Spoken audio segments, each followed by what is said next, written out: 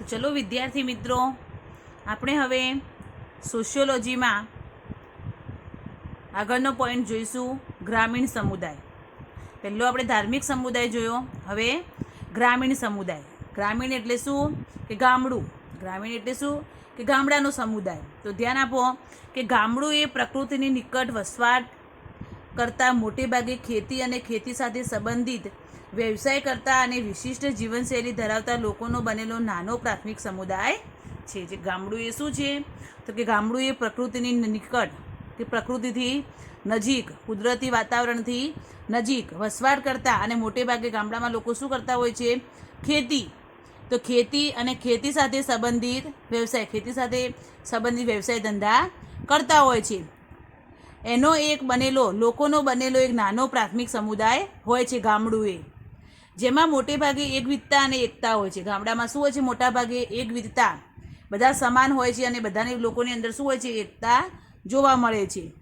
કૃષિ અને જ્ઞાતિ આધારિત સ્તરીકૃત સામાજિક અસમાનતા હોય છે કે ખેતી અને પોતાની જ્ઞાતિ આધારિત જે પ્રમાણેની જ્ઞાતિ હોય એ પ્રમાણે વ્યક્તિ ધંધો વ્યવસાય કરે છે. એટલે કે જ્ઞાતિ આધારિત સામાજિક અસમાનતા હોય છે. લોકો મોટે ભાગે પરંપરાને વળગી રહેવાનું વલણ ધરાવે છે કે ગામડામાં જે રીત રિવાજો હોય, પરંપરા હોય, એ પરંપરાને તૂટવા દેતા નથી. એને વળગી રહેવાનું વલણ ગામડાના લોકોમાં વધારે જોવા મળે છે. આથી તેઓ પરિવર્તનનો ધીમો સ્વીકાર કરે છે કે ઝડપથી ગામડામાં પરિવર્તન આવતું નથી. ગામડામાં પરિવર્તન ધીમે ધીમે આવે છે, એટલે કે પરિવર્તનનો ધીમો સ્વીકાર એ કરે છે. સામાજિક ગતિશીલતા પ્રમાણમાં ઓછી હોય છે કે અતિશય ગતિશીલતા હોતી નથી, ધીમે ધીમે પ્રગતિ કરે છે. ગતિશીલતા કેવી હોય છે? ઓછી હોય છે. એના પછી છે ગ્રામ સમુદાયની વ્યાખ્યા. પરીક્ષામાં ગ્રામ સમુદાયની વ્યાખ્યા પૂછાય છે 2 માર્ક્સમાં કે M.N. શ્રીનિવાસે આપેલી ગામડાની વ્યાખ્યા લખો. પરીક્ષામાં 2 માર્ક્સમાં આ પ્રશ્ન પૂછાય છે કે M.N. શ્રીનિવાસે આપેલી ગામડાની વ્યાખ્યા લખો. તો ગામડું એટલે શું? તો જુઓ કે ગામડું એક પરસ્પરાવલંબી એકમ છે, એકબીજા ઉપર આધાર રાખતું. ગામડું એક એવું એકમ છે પરસ્પરાવલંબી, એકબીજા ઉપર આધાર રાખતું એકમ છે. પરસ્પરાવલંબી એટલે એકબીજા ઉપર આધાર રાખવો. મહદઅંશે આત્મનિર્ભર છે. કેવું છે? આત્મનિર્ભર છે કે પોતાની રીતે જ પોતે કામ કરે, બીજા ઉપર આધાર ઓછો રાખે. આત્મનિર્ભર, પોતાના માટે પોતે મહેનત મજૂરી કરી શકે છે. ગામને પોતાની ગ્રામ સમિતિ છે કે દરેક ગામડામાં શું હોય છે? ગ્રામ સમિતિ બનાવેલી હોય છે. ગામડાની અંદર દરેક જ્ઞાતિ પોતાનું આગવું જીવન જીવે છે. દરેક જ્ઞાતિ પોતપોતાની રીતે પોતાનું આગવું જીવન ગામડામાં જીવતી હોય છે. ગામડું એ જ્ઞાતિ જેવા ભિન્ન ભિન્ન આડા સ્તરોનો બનેલો ઊભો એકમ છે કે ગામડું એ અલગ અલગ જાતિ, અલગ અલગ જ્ઞાતિનો બનેલો એક એકમ છે. હવે ગ્રામ સમુદાયના લક્ષણો જોવાના છે આપણે કે ગ્રામ સમુદાયના લક્ષણો કયા કયા છે. ગ્રામ સમુદાયના લક્ષણો પરીક્ષામાં 5 માર્ક્સમાં પ્રશ્ન પૂછાય છે. પરીક્ષામાં કેટલા માર્ક્સમાં? 5 માર્ક્સમાં આ પ્રશ્ન પૂછાય છે કે ગ્રામ સમુદાયના લક્ષણો સમજાવો. તો ગ્રામ સમુદાયનું પહેલું લક્ષણ કયું છે? પ્રકૃતિમય જીવન, કે ગામડાના લોકો કુદરતી વાતાવરણ સાથે, પ્રકૃતિ સાથે વધારે જીવન જીવતા હોય છે. એમનું જીવન પ્રકૃતિ સાથે સંકળાયેલું હોય છે. તો જુઓ કે ભારતીય ગ્રામ સમુદાયના લોકો પ્રકૃતિની નિકટના સંબંધમાં જીવન જીવે છે કે ગામડાના જે લોકો છે, ગ્રામ સમુદાયના જે લોકો છે, એ કુદરતના નજીક, પ્રકૃતિના નજીક જીવન જીવતા હોય છે. કુદરત સાથે રહી અને જીવન જીવતા હોય છે. આજીવિકાનું મુખ્ય સાધન ખેતી હોવાથી જમીન સાથે સતત સંપર્કમાં રહે છે કે ગામડાના લોકોને આજીવિકા મેળવવા માટે, એમનું ભરણ પોષણ કરવા માટે, આજીવિકા રોજીરોટી મેળવવા માટે એમનું મુખ્ય સાધન કયું હોય છે? ખેતી. કયું હોય છે? ખેતી એમનું મુખ્ય સાધન હોય છે. માટે જમીન સાથે સતત સંપર્કમાં રહે છે. ખેતી અને જમીન સાથે સતત સંપર્કમાં રહેતા હોય છે ગામડાના લોકો.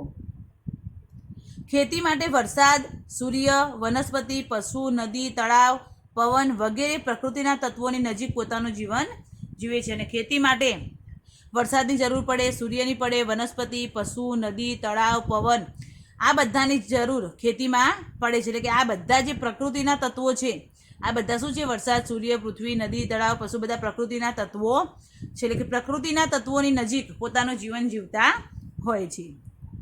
બીજો નંબર છે હવે ગ્રામ સમુદાયનું બીજું લક્ષણ કયું છે? નાનો પ્રાથમિક સમુદાય. કે ગામડાનો સમુદાય કેવો હોય છે? શહેર કરતાં નાનો હોય છે, એટલે કે નાનો પ્રાથમિક સમુદાય. તો કે ભારતના મોટા ભાગના ગામડા નાના કદના છે, કે આપણા ભારતના ઘણા બધા મોટા જે ભાગના ગામડા છે, ગામડાનું કદ કેવું છે? નાનું છે. તેને લીધે દરેક ગ્રામજનો એકબીજાથી પરિચિત હોય છે, કે ગામડામાં લોકો, ગામ નાનું હોય એટલે ગામડાના લોકો એકબીજાથી શું હોય છે? પરિચિત હોય છે, એકબીજાનો પરિચય વધારે હોય છે. તેથી તેમની વચ્ચે સામાજિક નિકટતા પણ હોય છે, કે એકબીજાનો પરિચય હોય એટલે સામાજિક નિકટતા પણ હોય છે, એકબીજાને ઓળખતા હોય છે, એકબીજાના નજીકના સંબંધો હોય છે. જે પ્રસંગોપાત ગ્રામ એકતા સ્વરૂપે વ્યક્ત થાય છે, કે કોઈ પ્રસંગ હોય તો પ્રસંગમાં કે ગામડાના બધા લોકો ભેગા થતા હોય છે એકતા સ્વરૂપે, કે ગામડાના લોકોની અંદર એકતા વધારે હોય છે, એ રીતે કોઈ પ્રસંગોમાં બધા ગામડાના લોકો ભેગા થતા હોય છે. આગળ ત્રીજું લક્ષણ કયું છે? બહુમુખી સમાજ. તો ગ્રામ સમુદાય અનેક જૂથોનો બનેલો બહુમુખી સમાજ છે, કે અનેક જૂથો ગામડામાં રહેતા હોય છે, અનેક જૂથોનો બનેલો હોય છે, કે અલગ અલગ પ્રકારના બધા જૂથો ગામડામાં રહેતા હોય છે. તેમાં જુદા જુદા જ્ઞાતિ સમાજ હોય છે, કે એમની જ્ઞાતિ, એમનો સમાજ પણ કે જૂથો પ્રમાણે અલગ અલગ હોય છે. જ્ઞાતિ, ધર્મ, કોમ વગેરેનું વૈવિધ્ય હોય છે, કે અલગ અલગ જ્ઞાતિના, અલગ અલગ ધર્મના, અલગ અલગ કોમના બધા લોકો ગામડામાં રહેતા હોય છે. આગળ છે એકવિધતા. તો કે ગ્રામ સમુદાયમાં ધર્મ, ભાષા, પોશાક, રીત રિવાજો, માન્યતાઓ, મૂલ્યો, કેટલેક અંશે વ્યવસાયમાં એકવિધતા હોય છે, કે ગામડામાં શું હોય? કે ઘણી જગ્યાએ એકવિધતા પણ જોવા મળે, સમાનતા પણ જોવા મળે. કઈ રીતે? તો જુઓ કે ગ્રામ સમુદાયમાં ધર્મ, ભાષા, પોશાક, રીત રિવાજો બધું એક જેવું હોય છે, એમનું સમાનતા હોય છે, કે હિન્દુ ધર્મ પાળતા લોકો હોય તો ઘણી જગ્યાએ બધા હિન્દુ ધર્મ પાળતા લોકો હોય, પછી એક જ જેવી ભાષા બોલતા હોય, પોશાક પણ એક જેવો પહેરતા હોય, એમનો રીત રિવાજો પણ એક જેવી હોય, એમના માન્યતાઓ, પછી ઘણીવાર વ્યવસાય ધંધો પણ એક જેવો કરતા હોય છે, એટલે કે બધામાં ઘણીવાર એકવિધતા જોવા મળે છે. જો કે તેમાં વૈવિધ્ય કે તફાવતો પણ હોય, કે અમુક જગ્યાએ એમાં તફાવત પણ જોવા મળે, વિવિધતા પણ જોવા મળે છે, પરંતુ તે ગૌણ સ્વરૂપે, કે ભાગ્યે જ એવી તફાવત વિવિધતા હોય છે, ગૌણ સ્વરૂપે હોય છે, કે વધારે હોતું નથી, ભાગ્યે જ હોય છે. એકવિધતા ગામની એકતામાં ફાળો આપે છે, કે બધું એકવિધતા એક હોય છે, એ ગામની એકતામાં, ગામ એક છે, ગામની એકતામાં એ મહત્વનો ફાળો આપે છે. આગળ પાંચમું લક્ષણ કયું છે? કૃષિ આધારિત અર્થવ્યવસ્થા. તો ગ્રામ સમુદાયની અર્થવ્યવસ્થા ખેતી આધારિત જોવા મળે છે, કે ગામડાની અર્થવ્યવસ્થા શેના ઉપર હોય છે? આ મુખ્ય ખેતી ઉપર ગામડાની અર્થવ્યવસ્થા ટકેલી હોય છે. ખેતી એટલે પ્રકૃતિ પાસેથી પ્રત્યક્ષ આજીવિકા મેળવવી. ખેતી એટલે શું? કે કુદરત સાથે, પ્રકૃતિ સાથે પ્રત્યક્ષ આજીવિકા મેળવવી, કુદરતને આધીન, કુદરતને ધ્યાનમાં રાખી અને કુદરત સામે જે આજીવિકા મેળવે છે, રોજીરોટી મેળવે છે. કેમ? કારણ કે એમનો મુખ્ય વ્યવસાય ખેતી હોય છે, અને ખેતી શેના ઉપર આધારિત છે? કુદરત પર આધારિત છે, એટલે કે પ્રકૃતિ સાથે પ્રત્યક્ષ આજીવિકા મેળવે છે.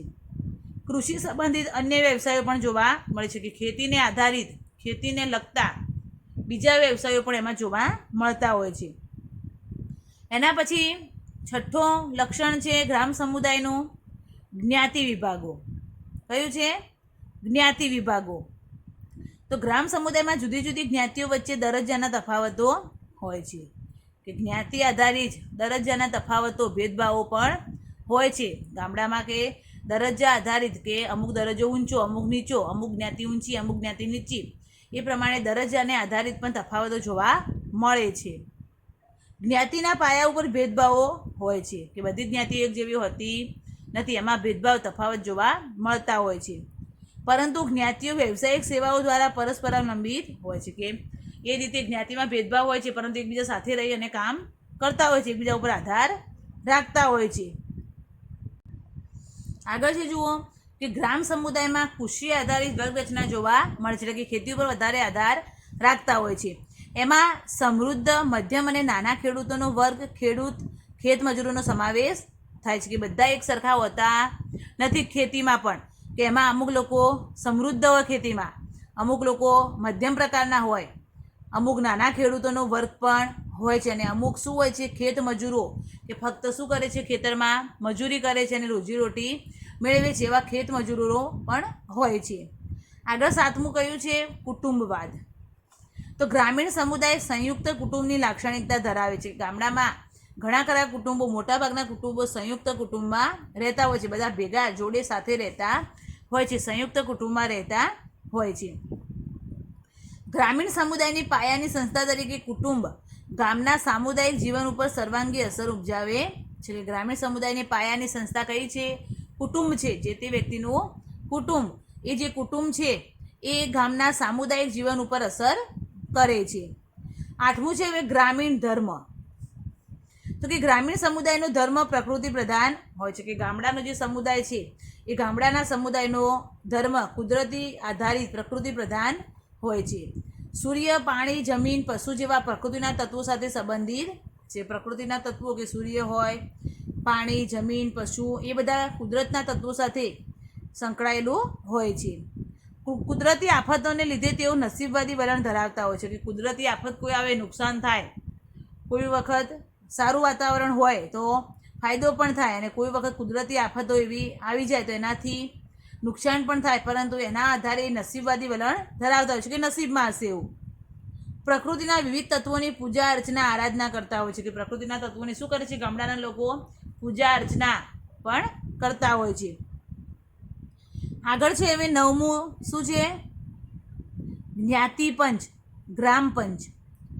તો ગ્રામ સમુદાયમાં જ્ઞાતિ પંચ, ગ્રામ પંચ સામાજિક નિયંત્રણનું કામ કરે છે. કે દરેક ગામડામાં જ્ઞાતિ પંચ હોય છે, ગ્રામ પંચ હોય છે. એ ગામડામાં નિયંત્રણ, ગામડામાં કોઈ ખોટું કામ થાય, કોઈ આ થાય તો એનું નિયંત્રણ એ કરે છે.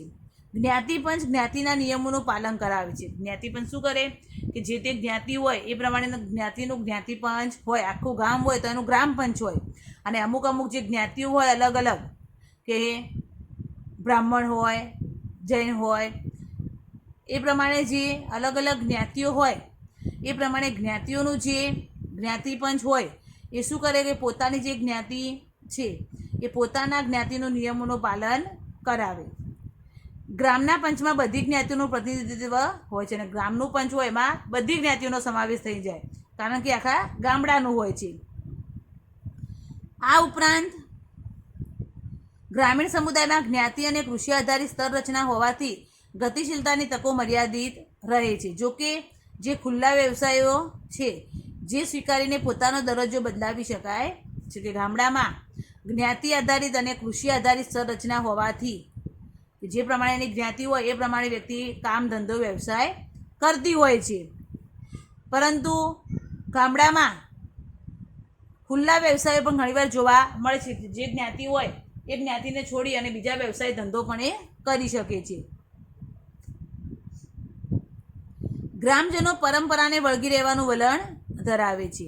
ગ્રામજનો જે એમની જૂની પરંપરા હોય એ પરંપરાને વધારે વળગી રહે છે. નવું પરિવર્તન જલ્દીથી ગામડામાં લાવતા નથી.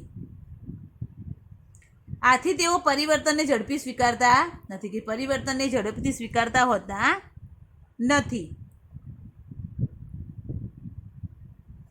નવી અનામત નીતિ, NGOની ભૂમિકા, માહિતી મેળવવાનો અધિકાર, સરકારી યોજનાઓને કારણે સ્વાતંત્ર્ય પ્રાપ્તિ પછી જુદા જુદા પરિબળોની અસર ગ્રામ સમુદાય ઉપર પડી છે. પરંતુ કે પરિવર્તન આવે એમાં કે અનામત નીતિનું આવ્યું, એટલે કે NGO જે સેવા માટે હોય છે, નોન ગવર્મેન્ટ ઓર્ગેનાઇઝેશન, એનું પૂરું નામ શું છે? NGOનું નોન ગવર્મેન્ટ ઓર્ગેનાઇઝેશન, જે સેવાઓ માટે હોય છે. એ પછી માહિતી મેળવવાનો અધિકાર, કે માહિતી મેળવવી હોય તો એના માટે, પછી સરકારી યોજનાઓનો લાભ લેવા માટે, કે બધું હવે એની અસર પણ ગામડામાં થવા લાગી છે. ગ્રામીણ સમુદાય એ ભૌગોલિક રીતે ક્યાં આવેલો છે અને વિકસિત નગર સમુદાયની કેટલો નજીક કે દૂર છે તેના ઉપર લક્ષણોનો આધાર રહેલો છે.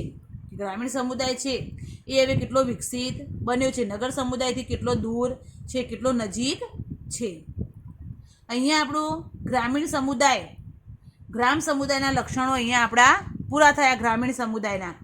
હવે આપણને શું જોવાનું છે? શહેર સમુદાય, શહેરી સમુદાય જોવાનો છે. હવે તો ભારત ગામડાઓના દેશ તરીકે ઓળખાય છે. કે ભારત ગામડાઓના દેશ તરીકે ઓળખાય છે. કે ગામડાઓની સંખ્યા કેવી છે? વધારે છે શહેર કરતાં. તેમ છતાં ભારતમાં પ્રાચીન સમયથી સિંધુ ખીણ એટલે કે મોહેંજો-દડો અને હડપ્પાની સંસ્કૃતિથી લઈ અને શહેરી સભ્યતા જોવા મળે છે કે ગામડાઓનો દેશ છે છતાં પણ કે સિંધુ ખીણની શહેરી સભ્યતા જોવા આપણા ભારત દેશમાં મળે છે. ભારતને તેના શહેરોની પ્રાચીન પરંપરા રહી છે કે પ્રાચીન જે શહેરો છે એ પ્રાચીન શહેરોની પરંપરા રહેલી છે.